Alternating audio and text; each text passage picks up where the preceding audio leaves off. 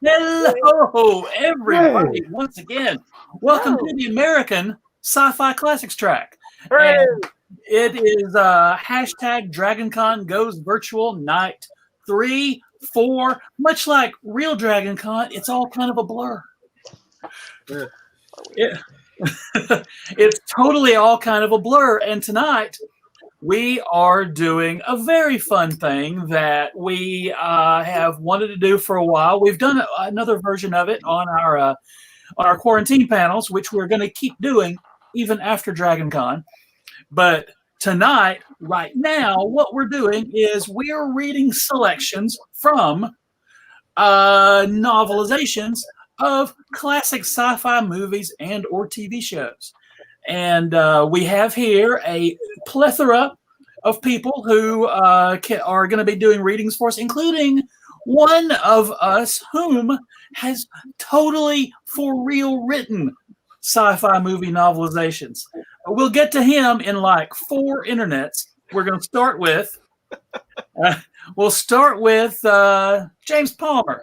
Tell people who you are and all that stuff. I am James Palmer. I am an award-nominated writer of science fiction and pulp adventure and lots of good stuff. I've got a Kickstarter launching Tuesday for War on Monster Earth. It's the long-awaited, by me at least, third and final volume in the Monster Earth trilogy. You can find out all about me and all the stuff I do at jamespalmerbooks.net. Right there. Can I reach it? No, I'm pointing in the wrong direction. Right. Look at it. Oh, I did it. JamesPalmerBooks.net. Right there. Look at you manipulating technology. Finally. And what 2 internets away from me, Michael. I'm Michael G. Williams. I'm an award-winning novelist. I write science fiction, urban fantasy, and horror. You can find out more about me at www.michaelgwilliamsbooks.com. You can also find out about my podcast, which was on this track just a few hours ago, Arcane Carolinas, at www.arcanecarolinas.com. And you can find me on Twitter at McManlyPants. And 1, 2, 3, 4, Kevin. Hi, I'm Kevin. I am a podcaster. My show is called The Flopcast. It's a silly, geeky, ridiculous show, and it's part of the ESO network. I've got a big stack of novelizations right off to the side here.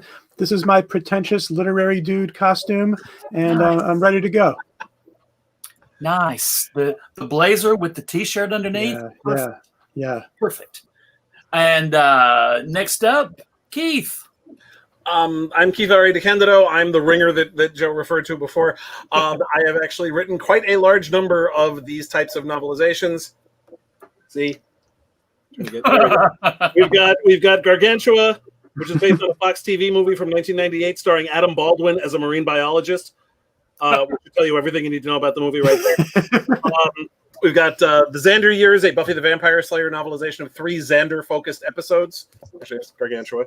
They use the artwork for the action figure for the cover for that, because they had no key art from the movie.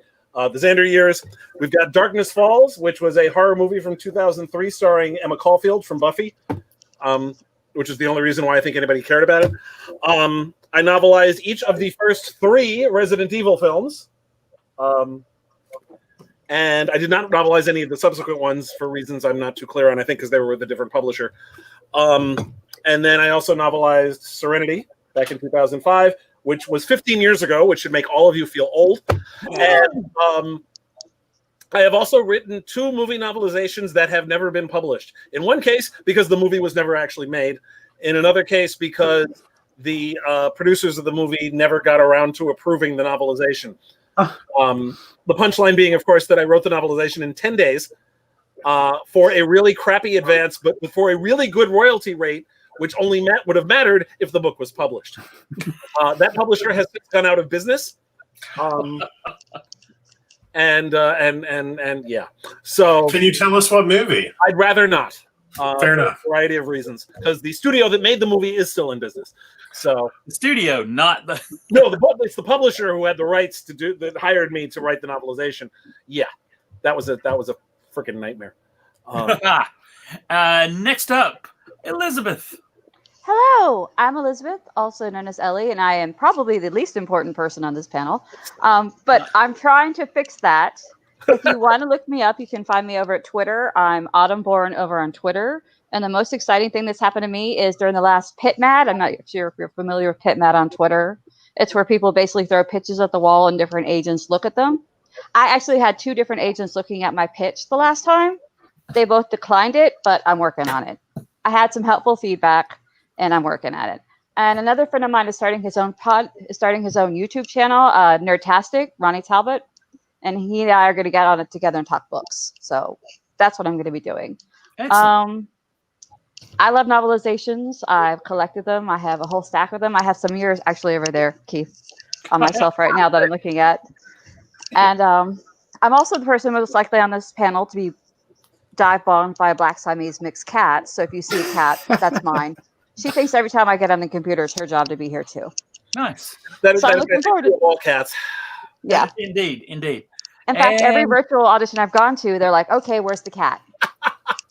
Thank you. Lastly, but not leastly, Chris. Hi, my name is Chris Cummins. I'm a Philly-based writer. I write for denofgeek.com. I'm also a producer and host of the events Music Video Book Club, Nerd Night Philadelphia, and Sci-Fi Explosion, which Joe and Gary were kind enough to let me do for the past 2 years here. And you can watch my most recent show on the Classic Track YouTube page, which includes a selection of my novelization of the Billy Ocean Loverboy video. And that is not a joke. Not a joke. And it is You're reading from that later. So, you got to check that out. But for now, tonight, I would say we all have a smattering of selections that we can do. If anybody doesn't want to go first, then we'll just randomly pick somebody. Okay. Randomly, we're doing it. Let's see this. 1, 2, 3, 4, 5, 6. I don't know how a 20-sided die is going to work. D20. Here's how that works. Divide 1 through 18 by 6. So 1 to 3 is James, 4 to 6 is me, etc. 19 and 20 are rerolls. Yeah, that works. Wow. All right. Look at that. Here we go. Have I run a little D&D? Yeah. All right. Let's see. That is 7. So 1, 2, 3, 4, 5, 6. Me? Kevin. That's me. Okay. Well, things are going to heat up around here right away in that case because, there's novelizations that can be exciting. They can be funny, action, sci-fi stuff. But what about things on the kind of steamier side? Could things, we're adults around here. We can handle this. It's nighttime. It's Dragon Con. You ready to go? Because this is probably the hottest, sexiest movie ever made. God, I know Let's read from TRON. I have the novelization of TRON here. Yeah. Nice. Now, you might not remember the That's why you're dressed like Don Johnson. You know? Heartbeat, Keith. I'm looking for a heartbeat. We're beaten like Kevin's. Exactly. So there was a computer program sex scene in TRON, and it was deleted from the movie. You can see the deleted scene is out there. It's on YouTube. It's around, and of course, it's in the book. Can I give a little bit of inside baseball here? Please. Yes. So when you write a novelization of a film, what you get is the shooting script. And it's usually whatever version of the shooting script happens to be current when you sign the contract. If you're lucky, they'll let you know about changes to the script. If you're not lucky, they won't. Sometimes they'll tell you that the script has changed, but they won't tell you what those changes are, et cetera, et cetera. The editing decisions are usually made long after it's too late. So a lot of times the novelization will have scenes that were cut from the movie simply by virtue of the fact that nobody knew that was going to be a cut scene until it was far too late. Yeah. And even so, when you're writing a novelization, you have to add stuff anyway. Yes. So yes. even if you knew it was going to be cut, you want to put it back in anyhow because you need more wordage. Mm-hmm, A lot of people, for example, on the Serenity novelization, complimented me on those extra scenes within R, and it's like, no, I didn't write those. They were in the script. They just happened to cut them later. So that's who wrote that? Who wrote that, Kevin? Tron was written by Brian Daly. Okay, Brian probably just wrote what was presented to him, including the computer sex. Absolutely, and that's really one of the things that makes novelization so fun is that you get that stuff that got cut out. Yeah. So it's fantastic. All right, so this is short. This is like 2 pages, so this will be quick. And what we have here is Yori leading Tron into her private quarters inside the computer system. Tron and Yori are computer programs. These are the personifications of computer programs. Tron was Bruce Boxleitner. Yori was Cindy Morgan, from Caddyshack. And here we go. Yori extended a palm toward a portion of the wall surface near the door frame. Into it, she directed a precise measure of the power he had given her. The door rezzed up, returning to them a privacy Tron hadn't known since his capture. He realized now what an ache its absence had been. And the flat images that had been part of the walls and floor were now shifting and changing, growing a third dimension, expanding like orchids, opening in time-lapse photography. They took on color and texture, solidity and depth. The harsh illumination became softer, gentler, more subtle and pleasing to the eye. Yori was watching him, taking pleasure in what she saw on his face. That's quite a trick, he chuckled. Then concern wiped his smile away. But isn't someone likely to notice? She held his gaze. I don't care. They stood together for a time. Then Yori broke their freeze, pointing up to a hassock-like seating extrusion, urging him toward it. Tron sank down on it with the unconscious limberness with which he did all things. Yuri seated herself on the floor before him. I can always count on you, can't I? He said, not a question at all. Her absence had been the most painful deprivation inflicted upon him by captivity. She leaned to him, laying a consoling hand on his knee, sorrowing for their long separation, celebrating him with her eyes. She confirmed what he'd said, made him understand all her feelings with a single word. Always. With the entire system at his heels and no one else on whom he might rely, Tron felt at that moment the recipient of immeasurable good fortune. How much time do we have in this room?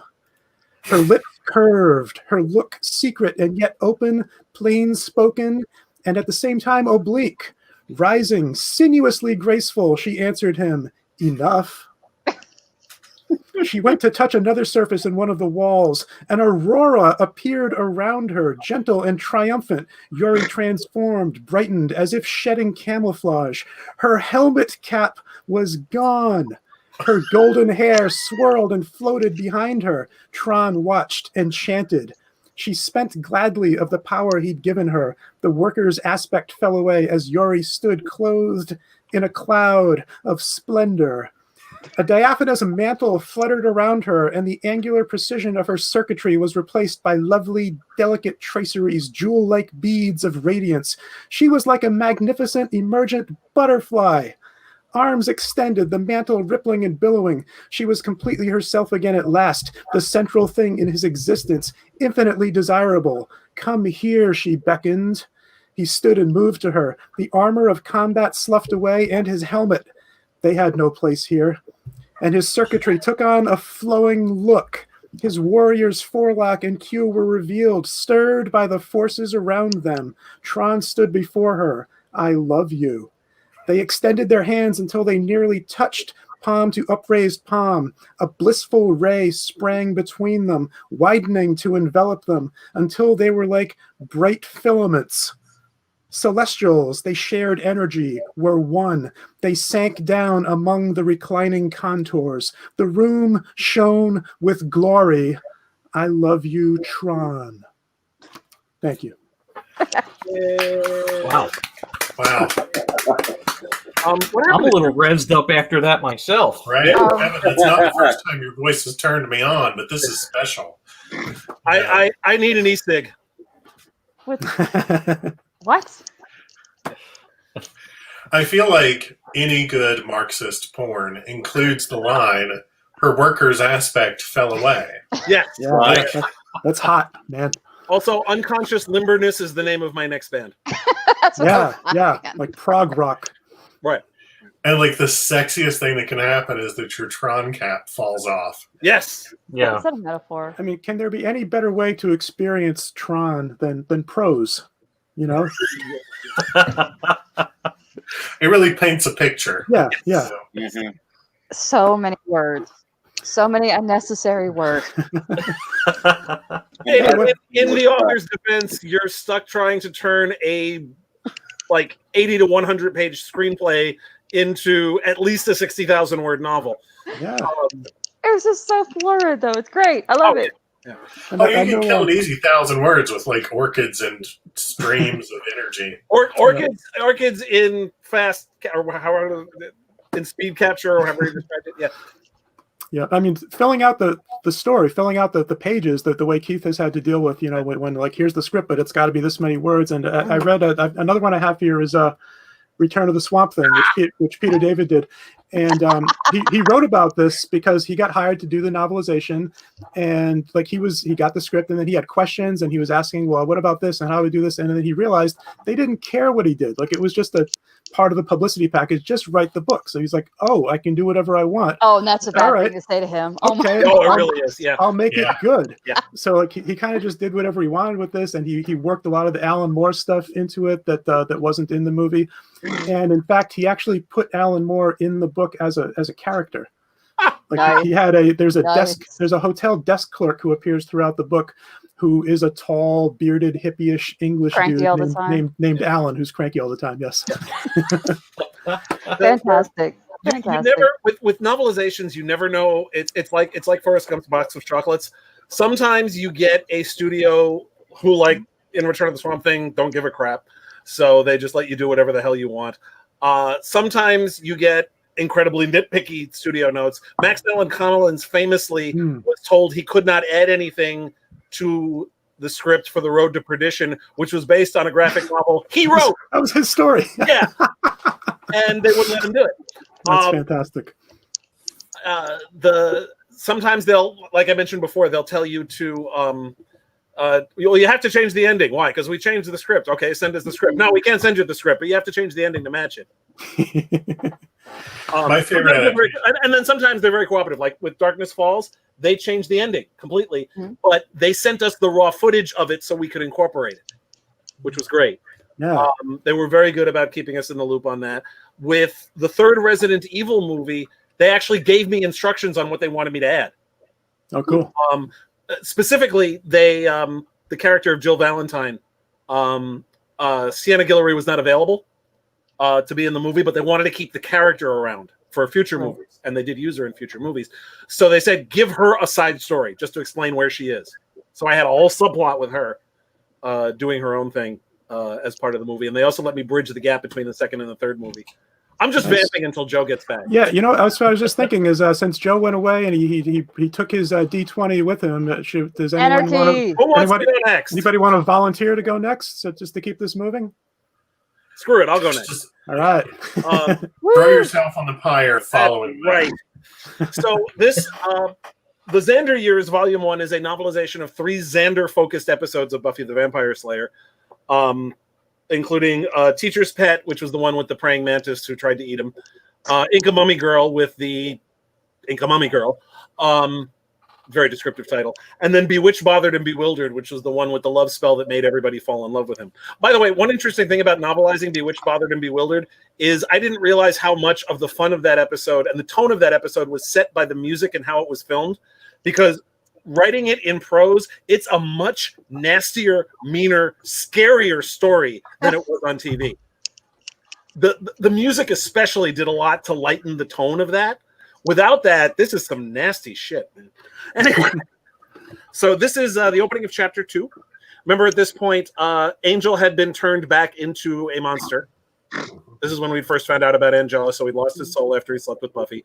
So he's plotting against Buffy. Spike is still recovering from the injuries he maintained when Buffy dropped a church on him. And And here we go. The vampire named William, sometimes called the Bloody, most often called Spike, didn't go for the gift-giving sentiment as a rule. Valentine's Day, though, was different, especially this year, for 2 reasons. For one thing, Spike had always liked the idea of celebrating the anniversary of one of history's more entertaining massacres. For another, given his physical condition, gifts were all he could give to Drusilla. It was maddening, really. Spike had only come to Sunnydale in the first place in order to find some way to cure Drew of her illness. While the physical wounds of the mob attack in Prague had healed, she was still drained like a car with a low battery. They had finally found a cure in the Duloc manuscript, stolen from the Sunnydale High Library. Though they hadn't completed the ritual laid out in the manuscript, they had done enough to restore Drusilla to her old self. But that thrice-damned Slayer put another one of her spanners into the works by dropping a church organ on him and leaving him to burn. Spike had encountered many Slayers in almost 2 centuries. None of them had even so much as scratched him. He'd even killed 2 of them himself, until this blonde tot came around. Now when Spike wanted nothing more than to put as much distance between him and Buffy as possible, he was stuck in a bloody wheelchair. He had burns over half his body and his legs had been crushed. The damage would heal in due time, but he couldn't travel until then. Worse, Angel had returned. If one had asked Spike months ago, he would have cheered at the prospect of his sire returning to the fold. Now, though? Drusilla opened the box Spike had given her and stared in wide-eyed wonderment at the antique ruby necklace inside. The rubies were blood red, of course. Fancy it, pet? He asked. She sighed contentedly. It's beautiful. Spike smiled. He lived for these moments. Nothing but the best for my A wet plop sounded interrupted him, as a human heart was placed on the table. It was Angel. Happy Valentine's Day, Drew. Drusilla said with an even bigger sigh than Spike's necklace got. Angel, it's still warm. Spike seethed.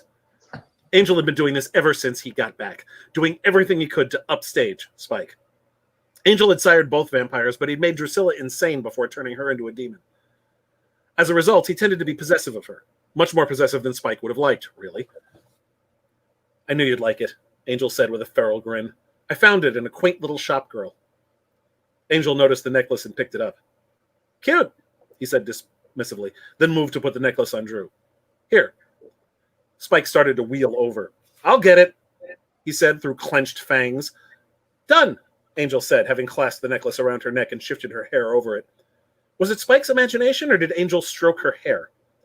I know Drew gives you pity access, Angel continued, but you have to admit it's so much easier when I do things for her. Resisting the urge to respond directly, Spike decided to, instead, not for the first time, remind Angel of something he seemed to care much too little about. You would do well to worry less about Drew and more about that Slayer you've been tramping around with. Angel smiled fondly. Dear Buffy, I'm still trying to decide the best way to send my regards. This was Angel's problem all over, Spike thought. Besides the problem with most vampires at the end of the day, all caught up in rituals and ways of doing things and trying to be fanciful when they should just act and have done with it. Why don't you rip her lungs out? Might make an impression. Angel shook his head. It lacks poetry. It's in bloody point. Doesn't have to. Spike looked at Drew. What rhymes with lungs? Don't worry, Spike, Drew said with a distressingly fond gaze at her blood-soaked gift. Angel always knows what speaks to a girl's heart. That's what I'm afraid of, Spike thought. So. All right. Nice, Keith. Yes. Yeah. The fun thing you can do when you're doing a novelization is being able to add something that the movie or the TV show can't give you, and internal POV is the biggie. Yeah, that's why I had fun with that scene. I wanted to get, and not just to dramatize that scene, but get inside Spike's head at that point, and what he's thinking and what he's going through. Sure, and it must be such a different process for a TV series where, assuming it's a show that's been on for a while, you know the actors, the characters, as opposed to a movie that has not come out yet. And here's the script. Something like the later Resident Evil films were a little easier because at least some of the characters were established, and Serenity obviously because it was based on a TV show. Yeah. But does anybody know what happened to Joe? Nope. He just posted in the Facebook group, technical difficulties will be back soon. Oh, So Okay. I'm not sure if that means that we're offline or if that means that he's No, offline. because I know people are watching this and they've been commenting. So yeah. Yeah. It's been like 10 minutes, I think, since a comment came in. And of course, and Joe has to be the one to let Chris back in. So Yeah. If someone is watching this live and commenting, could you just make a comment right now, just so that we can see that comments are still coming in and we know that you're watching us? Just pop in a comment. That'd be fine. Meanwhile, I guess we should keep people have going. been commenting all along. So yeah. Yeah. All right. Who wants to go next? I'll go. Okay. All right. Okay. There's a new message. Okay. There we New go. messages Got a just came in. comment. Okay. Awesome. There are Thank you. people. Thank you, Craig and Tony Ann. Yeah. Okay. I have and I just wanted to show you guys this. This is a novelization of the original King Kong. Nice. I got this at Very Walmart cool. when the Peter Jackson film came out. I had no idea the movie novelizations went back this far. It's pretty good. It's written by someone named Delos W. Lovelace. Wow. Delos sounds like a Doctor Who villain. But One of the other. it's pretty good. He's pretty close to the film, except the writer labored under the delusion that the word triceratops is plural. So, yeah, there's a lot of the triceratop. You know, Oh yeah. yeah. So other than that, it's pretty good. Greg Bear wrote the introduction to it. That's pretty good. Bless his heart. Right. But what I wanted to read from tonight is my favorite movie, The Last Starfighter. Oh yes. Alan Dean Foster wrote this. He wrote everything. He wrote every one of these back in the 80s, I think. There wasn't a movie novelization. Didn't have yeah. So, and I wanted to do. I'll take my glasses off. I can't see. I'm old. So this is the scene where Alex he beats the game, and then a little bit later Centauri shows up. So I'll read some of this. A dark shape suddenly loomed on the road in front of the store, just inside the glow from the store's lights. It caught Alex's attention immediately. Large and boxy and unusually long. A rich man's toy. Some kind of customized cut-down van. Funny-sounding engine, too. Hello, said a voice. Excuse me, son. A gull-wing door whirred open, piquing Alex's curiosity further. He was torn between his duty to check out the suddenly silent game and his desire to see inside that peculiar vehicle. It was an uneven battle. He walked toward the car, trying to get a good look at the interior without seeming to stare. That's a neat car, mister. Thanks. I try to keep it in shape. Foreign job? It is an import, yes. The man smiled at nothing in particular. Alex gave it a last envious once over before announcing officially, store's closed now. He pointed toward the highway. It's not far into town. There's a 7-Eleven on Main that's open 24 hours. You can probably get what you need there. I doubt it, son. Alex tried to see down the road. You don't have a trailer broke down somewhere, do you? Something inside the car moved, and he saw a dimly illuminated face. It was an elderly face, male, lined but without the deep creases of true old age. The owner might have been anywhere from 50 to 80. His white sunburns were bushy. When he looked up, Alex was startled by the clarity of the driver's eyes. They might have been transparent, protective lenses shielding some deeper secret from sight. The man puffed on a cigarette at the end of a long holder, something Alex had seen only in the movies. As if sensing the boy's interest, the driver removed the holder and inspected the cigarette affectionately. Quaint affectation generates nothing in the way of nourishment, chemical stimuli, or beneficial endocrine products. Yet it's catchy. I beg your pardon? Nothing, my boy. In reply to your question, no, I do not have a trailer broke down somewhere, nor am I here to peruse your establishment for cigarettes or chewing gum. Actually, I am here looking for someone. Alex remembered some of the tales Otis had told him about his younger days. He'd always laughed at the stories afterwards, knowing they were nothing more than tall tales spun to while away the hot summer evenings. Now he wasn't so sure. You with the IRS? Now it was the old man's turn to look confused. The IRS, a perennial rhizomatous or bulbous herbaceous plant of the family Iridaceae, is it not? Alex took a step backward. Mister, I think maybe you've had too much to drink tonight. Nonsense. I've imbibed no more liquid than is necessary for proper bodily functioning. As to this individual I see, and he gestured toward the porch, can you by chance tell me the name of the person who broke the record on that game over there and where I might find him? Pride overwhelmed Alex's caution. The old guy was weird, but surely he was harmless. And the fancy rig he was driving, maybe he worked for the company that made the Starfighter game. Maybe there was some kind of electronic relay or something built into the console that sent back the results to some local headquarters. Maybe this old man wanted to give him a prize or something. His name's Alex Rogan, mister, and you're looking at him. Who are you? Did I win something for my score? Is that why you're here? The man choked on his cigarette. Hard to get the knack of this. What, win something? Well, you might say that. Yes, one could say that your achievement has entitled you to receive a singular honor. Visions of enough money to pay his way through the university suddenly flooded Alex's mind. Maybe there'd even be some left over. He could buy Lewis the stuffed tauntaun he'd always wanted. He could buy Mom a new TV, maybe even a new truck. He forced himself to dampen his excitement.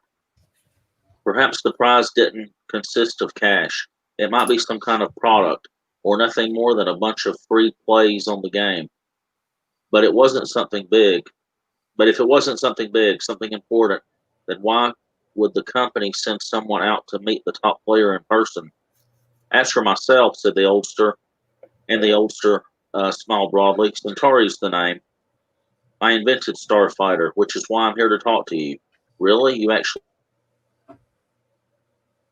invented the game? Tell me, look, please. Sure did. What do you think of it? Alex struggled to sound sophisticated. Not bad. It took me a while to get the hang of it. It's not as complicated as some games, but there are a lot of controls to work at the same time, and the upper skill levels make you work pretty fast. That's what starfighters are supposed to do, Centauri informed him. And you've proven you can do it as well or better than anyone else. Better than anyone else around here, certainly. No bullshit? His ego rose another notch. No bullshit, Alex. What about my prize? Ah, yes, your prize. We must talk about that. It is a matter of the utmost importance. He gestured toward the rear seat. Step into my office. Yes. I did remember that lines about the liquids. That was great. Yeah. One of the things I love about that movie, like there are countless things to love about that movie, but one of the things I love is that Robert Preston got cast as Centauri specifically because the makers of The Last Starfighter loved The Music Man. Right. And they wanted a part that they could cast Robert Preston in to kind of be a nod back to The Music Man. And so they make him kind of a con man. And another thing I love about it is that Centauri's car from the movie The Last Starfighter shows up in Back to the Future. Really? Yeah. I think it's in Back to the Future 2. I think it's one of the cars that's on the street in Back to the Future 2. Oh, okay. Nice. Nice. Yeah, I love this movie. Yeah. I watch it. I've got it on Blu-ray. I watch it probably at least once a year. Yeah, But, it's really special. Go ahead. Stuff, yeah. Go ahead, Michael. Oh, when I was a kid, one of my dad's friends opened a video store in our like tiny, like not even 2 one-horse town. It was like a fifth of a horse town. But in the course of this, like he totally illegally copied a whole bunch of movies that he thought would appeal to kids onto VHS, and then like gave them to my dad and said, "Here, your kid will like this." And one of them is The Last Starfighter, and I watched it a million times. Great. Yeah. That's excellent. Very cool. Well, we got Michael, we got Elizabeth, and we're hoping that Joe and Chris will make their way back into to the group, but meanwhile, would one of you like to go next? All right, I'll go. Ladies Do it. first, please. Do it. Oh, thank you. Okay, when we talk classic track, a lot of people tend to go towards the earlier end of it, like the 70s, the 80s, or even earlier than that with the 50s and the 60s and so on. But I'm tail end Gen X. So to me, when we talk classic track, we're talking the 90s because that's where most of my fanish inculcation took place. And I have very special memories of certain specific 90s programs. So what I have for you today is this. It's the novelization of the pilot of SEAQUEST DSV. Because me and my brother, we were obsessed. And in case you don't know, this is on Peacock. Of If course. you have the NBC streaming service, it's on Peacock. Now, if they just put Earth 2 and Pretender on Peacock, I will never leave my house again. Especially the Pretender. I miss that show. That was a good show. Yes, I wish I fantastic. could say the same about SeaQuest and Earth 2, but Sentimental value. Sentimental value. Definitely. Place you like songs when you hear, you know where you are and you hear them. Same thing. So you were talking earlier about novelizations and getting things cut and things you have to add. It's been a while since I've seen the pilot, but I don't think we get to see Bridger meeting Lucas for the first time, or at least not this way. And it's hilarious, so that's the part I want. I know the SeaQuest pilot was rewritten significantly. Yes. After it was L.A. Graff who did that, right? Mm-hmm. No, it's Or was it Melissa? Diane Duane and Peter. Oh no, Norwood, yeah, Diane. Right, Diane and Peter did that. which I thought was hilarious because Diane Duane already has a talking dolphin in one of her Young Wizards books. That may have been why they hired her. But, and Diane's also, phenomenal. Fantastic. Yeah. But no, in fact, now that you've mentioned it was Diane, I remember I actually talked because I worked with Diane around that time. And yeah, no, they were changing the script constantly. Yeah, I heard that. Up until the last possible second as to when they could make changes on the proofs. And then they changed it 7 more times after that. So there's only a passing resemblance between what Diane and Peter wrote and what actually aired for that reason. Well, I thought it was fabulous, and me and my brother still use this opening line all the time. So let me find my place. I had it. Oh, come on, I had it. Sorry, guys, give me just a second. The book is very old. I stole it off my best friend and never gave it back. Before Elizabeth starts, I was hearing some like clicky noises for a minute there. So if one of us is doing any typing or anything and making noise, you might want to mute yourself so that it's not coming through during this SeaQuest action coming up. Absolutely. Okay, I found it. Yay. I love this part because it's the first time that Bridger meets Lucas, and rest in peace, Jonathan Brandis and Roy Scheider. We miss you. And I just think it's hilarious because it's Lucas talking smack about 90s tech too, and so which I thought was appropriate for the panel as well. Okay, so if you guys are ready, I apologize. I talk a lot. I apologize. At this point, this is when Marilyn Stark has left her virus in the computer and it's sinking the ship and everything's going wrong. And Bridger's being Bridger and very, snappish, like, who can help me with this? Who can help me with this? And Kristen tells him, I've got someone, but you may not like it.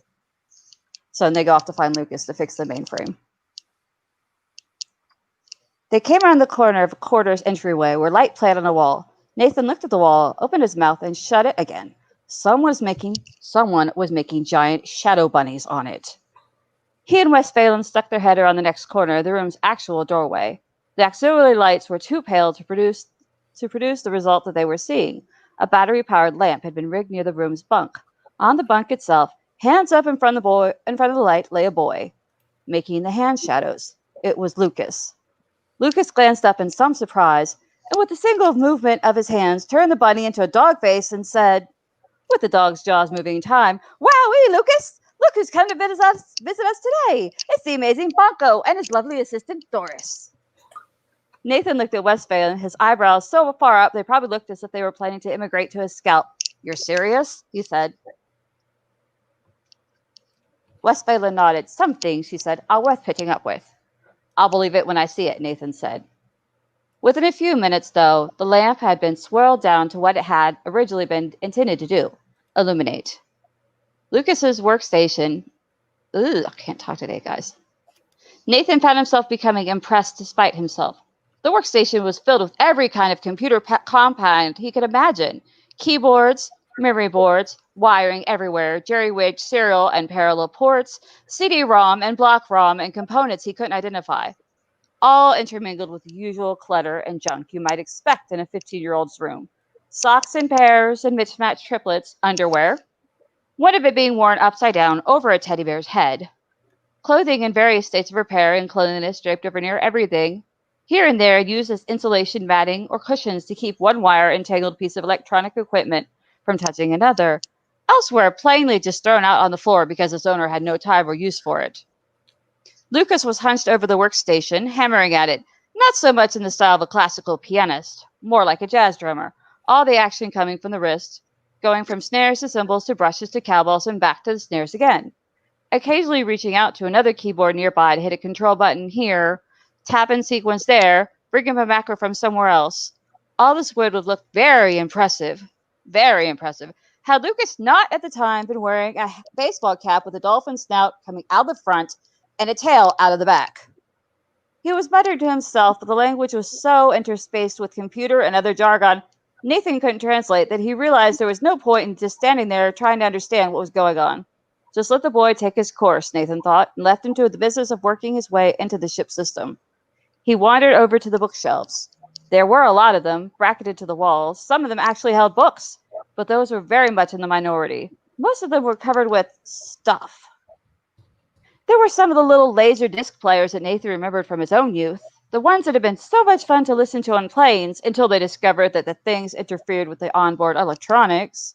An even older tape cassette machine, though looking at this one now, he couldn't imagine what had been so great about a tape deck that couldn't record. And thinking of recordings, Nathan reached out and picked up what had to be a computer disc. One of the big old fragile floppies that left a good piece of the recording medium exposed to any dust or sticky fingers that might wander by. Other things, a cap with a big X on it, some kind of stuffed saurian raptor? What's all this? He muttered. Lucas actually got up and very gently took the floppy disk away from him, looking it back on the shelf on the edge. My collection, he said, suddenly sounding astonishingly protective. Antiques. Yes. Everything up there is from the 90s. Nathan looked at the odd conglomeration of stuff. Antiques, he thought. I had some of this stuff, and I thought it was pretty cool. Now they're antiques. What does that make me? Why the 90s? Wes Phelan asked. Lucas shrugged. Because it's also old-fashioned and weird. Old-fashioned and weird. Right. Nathan wasn't sure he wouldn't prefer to be an antique after all. At least there was a certain amount of dignity in the word. He picked up another baseball cap, this one brown stains on it that suggested that someone had gotten playful with their ice cream. Universal Tours, it said. Nathan shook his head, put it down again. I just like all the 90s stuff. Yeah, absolutely. Yeah, that's great. I love the floppy disks. I love anytime, like, the time period in which something is produced is immediately and irrevocably identified as the unbelievable past. Yes. Love it. What I like is last year was 2019, which was what that was supposed to be. So if I'd gone to con last year, I already had my whole cosplay planned, and I was going to have a little sign that said, it's 2019, where's my talking dolphin? But I didn't get to go last year. That'd be amazing. Nice. Yeah. Michael, I think you're up. Okay, so I'm going to read something that I do love, but I'm going to interject occasionally to make fun of it. And It's okay. and I feel a little bad about making fun of it because it was written by somebody who's dead now. But on the other hand, he'll never see this and be angry. So whatever. George Geip wrote the novelization of Back to the Future. And he also wrote the novelization of Gremlins, and he wrote the novelization of Explorers, and he co-wrote a couple of the famous Steve Martin movies. He had a really interesting career, and he died a year after Back to the Future came out. So he's long gone, and I'm going to read this book now. So also I have to know, I found somebody who had taken the paperback of this and opened it, and I imagine destroyed the binding by laying it in a flatbed scanner and scanning it. And that's how I was able to get my hands on it, because it is long out of print. Nice. So that's a hero to put this on the internet for us all. Right. You know? Right. Whoever did this is doing a service. Yeah, like, I don't know. 500 years from now, people will look back on this and know that this was our time. And I just can only say thank you. So, James, before Michael gets started, can you mute? I'm still hearing some noise. I think it might be coming from yours. I mean, we can all mute. We can all mute to be safe. That might be what it is. Sorry, hang on. I was hearing some clicking noises and things, so maybe we could all go on mute except for Michael, just to be safe. You definitely want to preserve the experience of these words. But seriously though, to speak to what Keith said, like the fact that a novelization gives you the opportunity to get some internal dialogue from characters you wouldn't otherwise hear it from, you get this. I can't tell whether this was written as farce, spoof, or straight literature, but it was written, and I'm going to read it. And so there we go. This is from the very beginning of the novelization of Back to the Future, in which Marty McFly is in class. They have just watched an educational film about the destructive power of atomic weapons, which apparently includes like graphic scenes of people being torn apart by the shockwave of the atom bomb going off, and the rest of class sitting there sleeping through it. And then there is an address over the PA system. Marty McFly, please come to the office, the PA voice mumbled, barely above the threshold of intelligibility. You have an emergency telephone call. Marty McFly. Must be my agent, Marty murmured to Jennifer and the others within earshot. He was wise enough to remain in his seat until a reluctant motion of Mr. Arky's hand released him. Then, gathering up his books, he walked quickly out of the room. In the nearly deserted hallway between classes, his mood vacillated from the joy of being dismissed early from Arky's post-film debriefing and concern that there really was an emergency. What could it be? An accident or death in the family? At 17, his life so far had been serene. He therefore had no premonition of disaster. In addition, being a genial and optimistic person, he was not disposed to consider life darkly. Then, nearing the office, his mind clutched at the worst possible calamity this particular day could offer: cancellation of his band's audition. No, he said aloud, don't let it be that. Suddenly he found that his steps had taken on a new urgency, that he was nearly running. The band was everything. At least for the moment, it was his chance to be somebody different from everyone else. It was his opportunity to excel, impress, win friends, and influence people. He knew he had talent, that the possibility existed of his becoming a rock star. Yet there was something deeper than that, a feeling of freedom when he was jamming with the group. At those times when they were really going well, he experienced the excitement of doing something new, of courting disaster, and somehow coming away not only unscathed, but also glorified. It was an out-of-body experience, bringing with it a sense of weightlessness, a feeling that no world existed outside the sphere reached by his music. Jennifer was terrific, of course. He was quite taken by her, even felt that he loved, and I want to emphasize the quote includes quotes around that. He loved her in the most adult sense. She was beautiful and fun to be around, and she loved his music. Yet somehow she was not quite as important to Marty as the musical experience.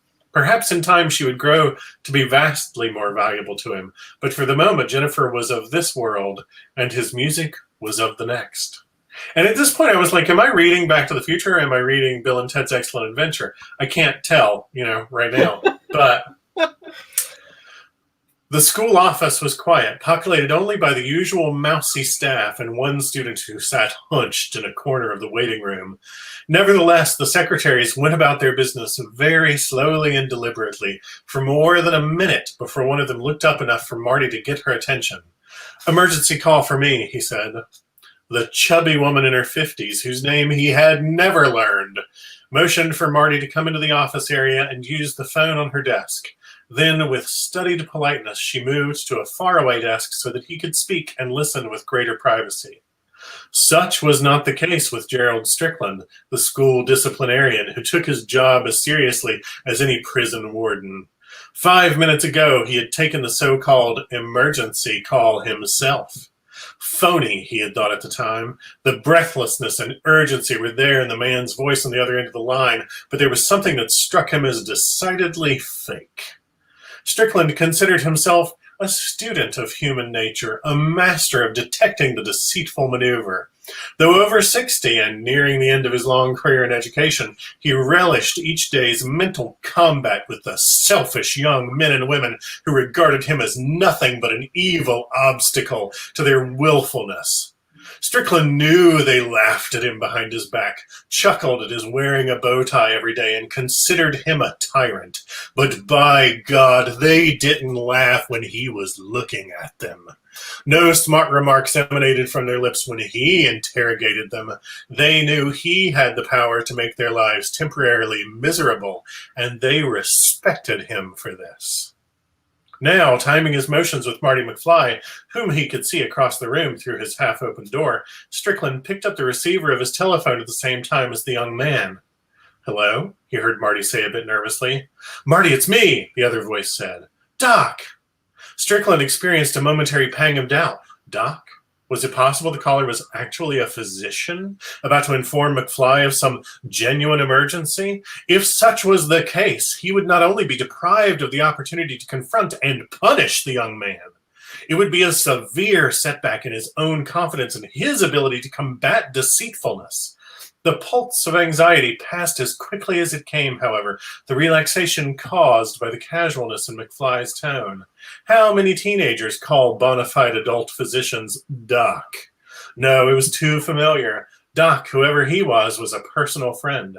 Strickland, the moral bloodhound, was on the right track after all. "I told you never to call me here," Marty continued. "I'm in school." "I know," the man called Doc replied. "I had to get in touch with you." "Why? What's so important?" "You'll see. Listen, you can meet me at Peabody's Farm around 1:15. "Peabody's Farm? Where's that?"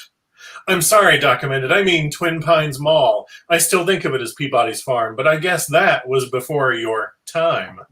Marty looked up at the large clock on the wall. "But it's after 1:15 already," he replied. "I mean 1:15 in the morning. Tomorrow morning? About 10 hours from now?" And you see, at this point, I was like, oh, yeah, this is a novel about time travel. They need to hang a lot around time. Yeah. Gerald Strickland smiled. Whatever the emergency, it was obviously something that could have waited until the young man was out of class, school, and had arrived home. He had seen through the sham after all, and he experienced a surge of pride in his continuing ability to outwit those nearly 50 years his younger.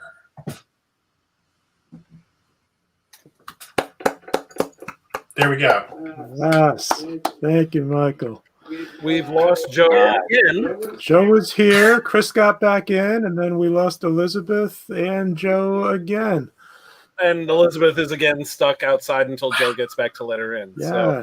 But Yes. Chris is here, so Chris can read his bit because he's the only one who hasn't read Well, it. I will say this was not planned, but I also have a George Geip book, and I when Michael was doing his introduction, I was just like, "Please don't be Gremlins! Please don't be Gremlins!" So George Geip, to kind of respond to something Michael said, I think he just wrote like that because his Gremlins book is very much like that, but he actually took a lot of liberties to add science fiction elements into Gremlins for no reason whatsoever. I've read pretty much every draft of Gremlins ever, and they never explained where the Mogwai came from, the backstory of the Gremlins, just because it's not information you really need as a movie viewer. Well, George Geip, who, it should be mentioned, died tragically. He was stung by bees, and he died from being stung by bees. Ew. So clearly he didn't write the novelization The My Girl. Oh, Too soon? Okay.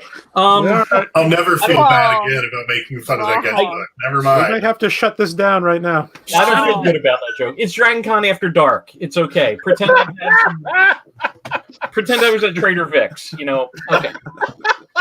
So Man, I could go. my I'm just going to jump in to. We just need the Cary Grant Get Out gif right now. This is from this is the first chapter, basically like the 10th paragraph of the Gremlins novelization. To back this up, Gizmo is in his cage in Mr. Wing's shop, and he's thinking about his past life. And specifically, he's thinking about before he came to Earth and the inventor of the Mogwai species, which is a character known as Mogturmen. So I'm going to jump in with that. Centuries ago, on another planet, Mogturmen itself had set out to produce a creature that was adaptable to any climate and condition, one that could easily reproduce itself, was gentle, and highly intelligent. Exactly why Mogturmen embarked on this venture is not known, except that such inventors flourished during an era of widespread experimentation in the field of species creation. An era, it should be added, that passed into disrepute following later unsuccessful attempts to introduce cross-pollination among certain species of crawling carnivores. At first, Mogturmen's experiment had been looked upon as a great success, and he was hailed as the genetic hero of 3 galaxies. The first sets of Mogwai turned out as planned, although the gentle little beasts had a few drawbacks not foreseen by their creator. Their vast intelligence seemed to interfere with their ability to communicate. Mogturmen said it was because they thought so much faster than they could verbalize, and for some unaccountable reason, they were repelled by light. Discounting these deficiencies, the galactic powers ordered the Mogwai sent to every inhabitable planet in the universe, their purpose being to inspire alien beings with their peaceful spirit and intelligence, and to instruct them in the ways of living without violence and possible extinction. Among the planets selected for early Mogwai population were Kelm 6 in the Poratzi range, Klinth A of the Beehive Pollux, and the third satellite of minor sun number 67672, a small but fertile body called Earth by its inhabitants. Soon after these first departures, it was discovered that Mogturmen's creatures were highly unstable. To be exact, fewer than 1 in 1,000 retained the sweet disposition and charitable aims built into it by the inventor. Instead, something went wrong. Very wrong. The Mogwai himself knew of the unstable Mogwai, being well versed in the historical background of his species. He preferred not to think of the complications that had developed, but it was nearly impossible not to. It was, after all, part of his heritage. This is what's going on in Gizmo's head, by the way. Okay. Closing his eyes as he relaxed in his cage, awaiting his supper, he mused briefly on the wars, landslides, and famines that had taken place on Clem 6, Klinth A, and even here on Earth, because of his creature's miscalculations and willingness to disseminate an untested creature. Small wonder Mogturmen had been punished by having the Mogwai pushed the thought from his mind. True, Mogturmen had failed in the overall, but he himself was one of the successes, the 1 in 1,000 who still embodied all the good things put there by his high-minded inventor. Yet his existence, he knew, had no long-term benefits for society. Gentle as he was a distinct threat to those around him. Just a few drops of water, a morsel of food at the wrong time, and chaos. That's so the good. Gremlins novelization. Wow. And the whole the whole book, George Guy, like he really just he's very wordy. He's like, like I've written enough all the words in my life. I didn't want to have to write that. I'm like trying to, I worked in the blog mines where you write listicles and like you're trying to get that page count going, the word count going. And Gype,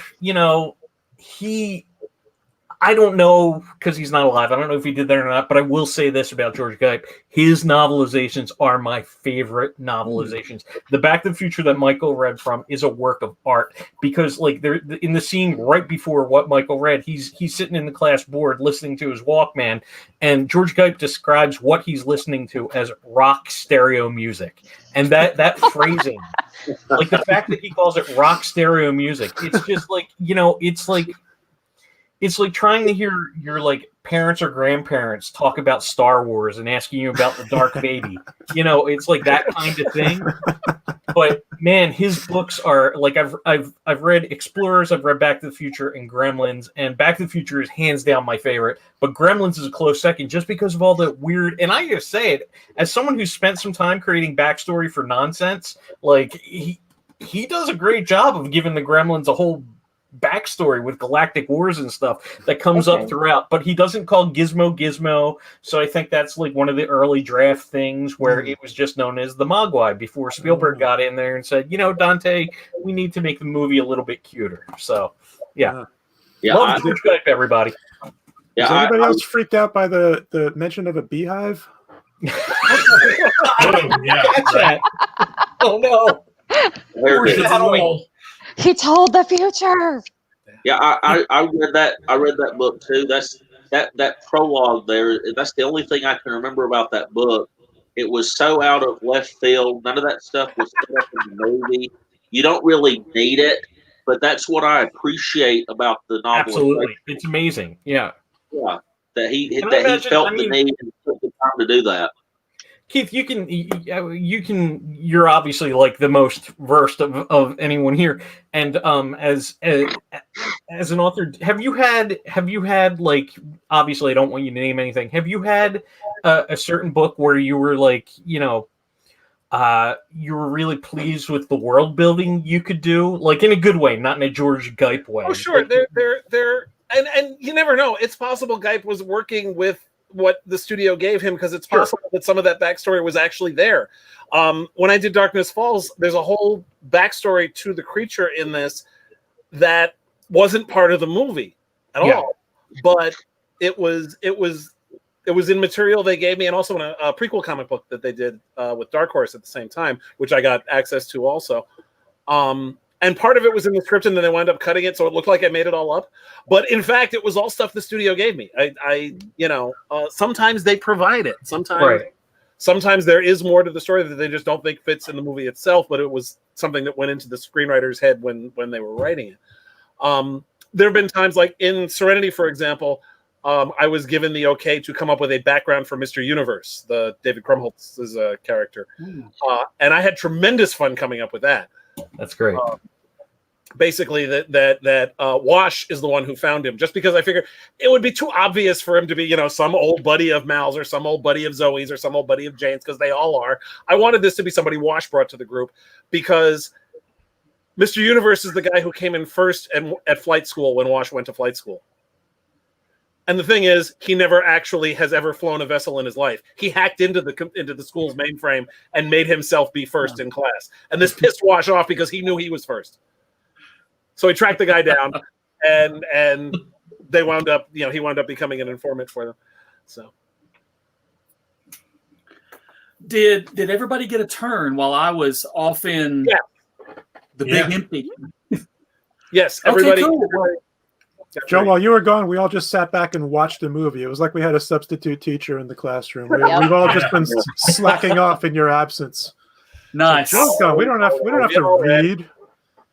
We all read from things. I can't stop thinking about that hot scene from Tron. Man, I hate that I missed the end of that. I'll have to.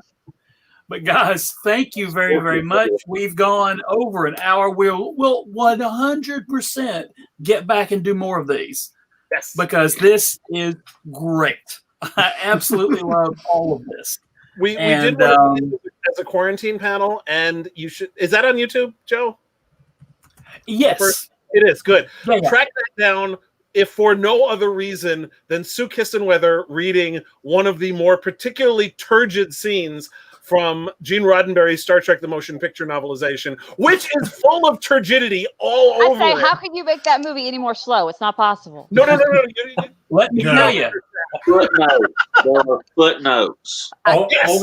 All the bits about the Delta. All the footnotes. Oh my God. I got to go look this up now. I bought the book after watching that. Like, I ordered the book because I was like, I need this. It's like a nonstop poly orgy. Right there. And they conveniently just released a new edition of it last year because it was the 40th anniversary. So it should be easy to get a copy of the novelization, and it's epically, hilariously it. and Sue does a beautiful job of reading it. So it's on the Classics Track YouTube channel. And I also just say it was eye-opening as a 10-year-old. Yeah.